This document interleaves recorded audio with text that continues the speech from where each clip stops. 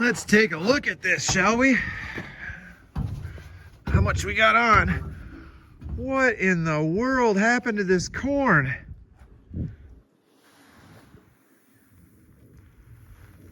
Weird.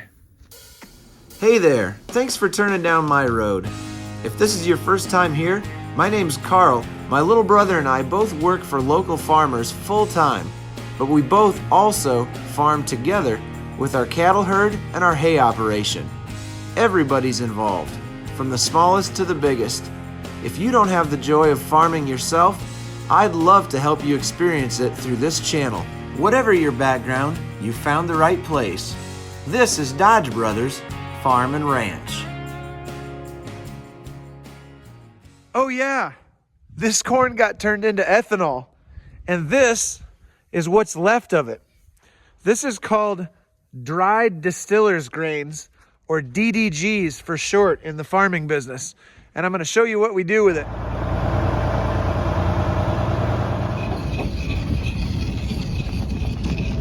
Man, that was pretty professional. I'm impressed. Give that guy a raise.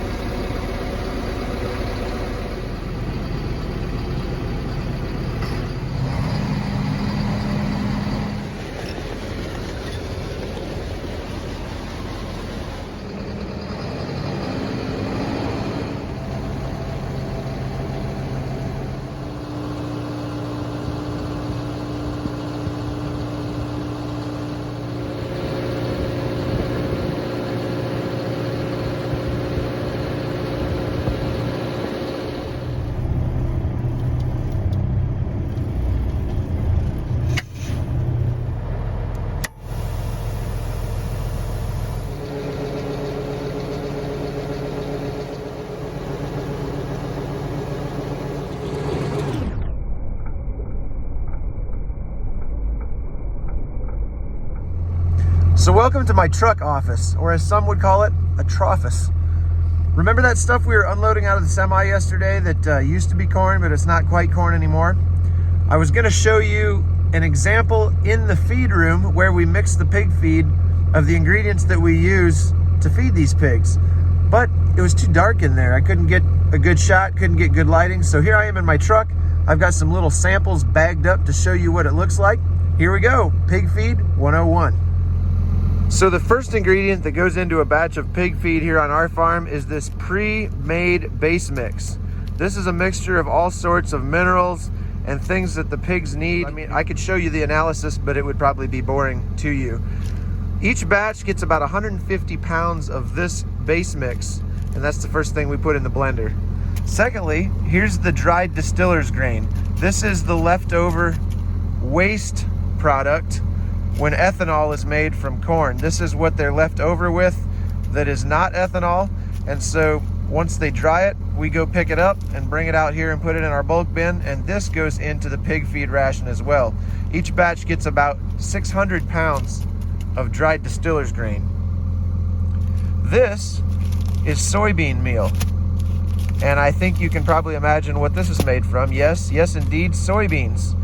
This is the main protein source in our feed rations based on the age and weight of the pig.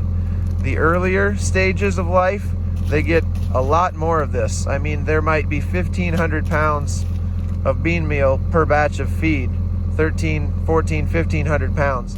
When you get on towards butcher time and the pigs are weighing upwards of 200 pounds, there might only be 400 pounds per batch of bean meal. 400 or 500 pounds. So the distillers, the amount per batch doesn't change. The base mix for the most part doesn't change, but the ratio of bean meal to the last product, which is ground corn, does change. As the pigs get bigger, less bean meal, more ground corn. You know, you might have almost 5,000 pounds of ground corn in a finished batch of feed. I wish you could smell all this stuff.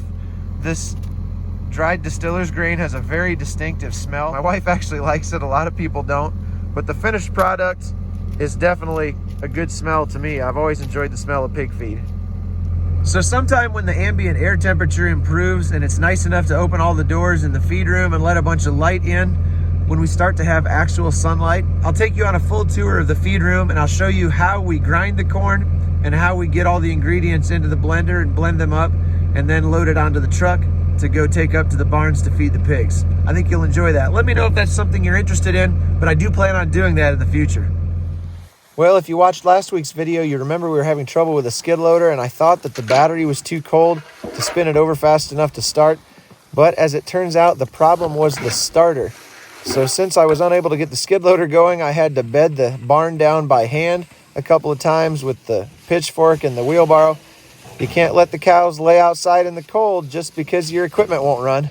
So there's nothing quite so fun as working on a skid loader. Nothing is within easy arm's reach. I had to lay underneath the back of it with my head underneath the skid loader, reaching in with my arm to try to get the wires unhooked from the starter, and then up next to the side of the skid loader, I could reach in with one arm at a time and get the bolts loosened up and disconnect the other two smaller wires. But you cannot look in there while you've got your arm in there. So you got to look and kind of memorize what you see and then stick your arm down in there and feel for what you just looked at. And by the time you get done doing this, when it's 12 degrees below zero, you are just about frozen. It's pretty hard to feel your way through a project with your fingertips when you can't even feel them. Got it out. It's just that easy. Now let's take it up to town and see if we can get it fixed. So there's this little shop about an hour away from where I live that specializes in rebuilding electric motors, and these guys are really good. I mean, the main dude that's in charge of the place, I don't know how old he is, but if I had to guess, I'd say he's probably 90. And he is just the nicest guy. They are so good at what they do. I wouldn't even be surprised if they get this thing done today and I'm able to go right back and pick it up. So that'd be great because I don't really want to be stuck over the weekend without a skid loader, but it is what it is.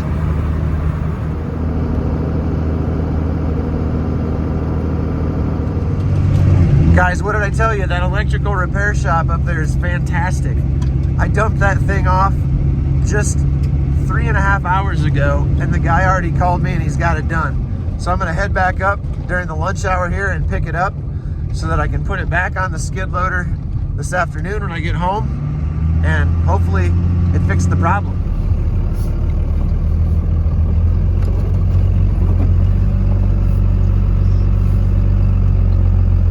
He said the clutch was bad in the starter, so the motor was turning and it was throwing the gear out into the ring gear on the skid loader engine, but it wasn't spinning the gear because the clutch was bad. So this guy knows what he's doing. I figure it's gonna work just fine. Let's go put it on.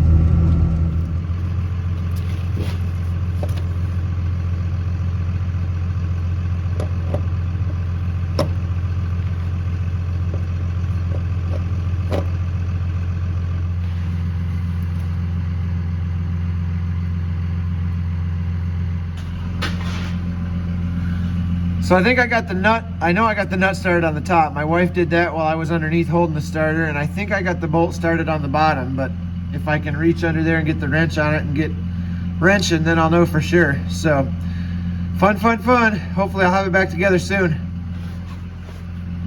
Oh man, I just got it all put back together.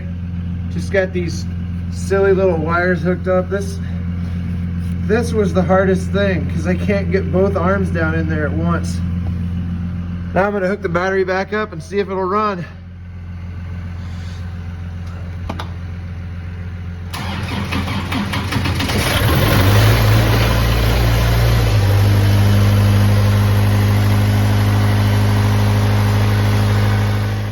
I know I'm gonna get some comments about all of the loose hay and corn stalks and stuff that's down underneath the engine on the skid loader being a fire hazard. And you know what? You're right. But a lot of it's frozen down to the belly pan of the skid loader. I need to try to get some of it pulled out of there. It is what it is. I should address that as soon as possible. You know, perhaps the biggest tragedy of YouTubing is a lot of times there's something I really want to film because I really want you to see it, but there is no way I have time to go get the camera and set up and film what I'm doing. This morning before church, I was using the skid loader to put some bedding out, and I got stuck in a snowbank, and we had to get the Dodge out in the cattle lot and pull the skid loader out, and I didn't have a chain because the chain's in my other truck, so I had to go up in the hayloft with my Leatherman and cut off a hunk of rope from the hay track from like 80 years ago and tie that around the skid loader and around the hitch on my truck, and it worked great. I would have loved to show that to you guys, but like I say, we were just a couple minutes late for church as it was, and my wife and I both had to run the sound booth and the computer at church this morning, so we were trying everything we could to be on time, and nothing was going well. I really wish I could have videoed it for you guys. It's too bad. Hey, if you've got any questions or comments or thoughts, drop them right down here in the comment section. I love to hear from you guys, and I love to interact with you in the comments. As always, thanks for hanging out with me this week. I'll see you next time.